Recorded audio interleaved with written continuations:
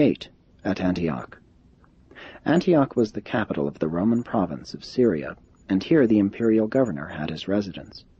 Antioch had 500,000 inhabitants. It was the third city of the empire in size, and the first in wickedness and flagrant immorality. Gonod had considerable business to transact, so Jesus and Ganid were much by themselves.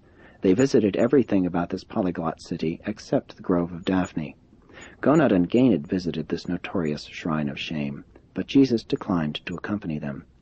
Such scenes were not so shocking to Indians, but they were repellent to an idealistic Hebrew. Jesus became sober and reflective as he drew nearer Palestine and the end of their journey. He visited with few people in Antioch. He seldom went about in the city. After much questioning as to why his teacher manifested so little interest in Antioch, Ganid finally induced Jesus to say, "This city is not far from Palestine. Maybe I shall come back here sometime." Ganid had a very interesting experience in Antioch. This young man had proved himself an apt pupil and already had begun to make practical use of some of Jesus' teachings. There was a certain Indian connected with his father's business in Antioch who had become so unpleasant and disgruntled that his dismissal had been considered.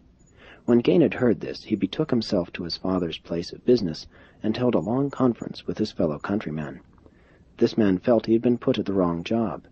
Ganid told him about the Father in heaven, and in many ways expanded his views of religion. But of all that Ganid said, the quotation of a Hebrew proverb did the most good, and that word of wisdom was, "Whatsoever your hand finds to do, do that with all your might." After preparing their luggage for the camel caravan, they passed on down to Sidon, and thence over to Damascus, and after 3 days they made ready for the long trek across the desert sands.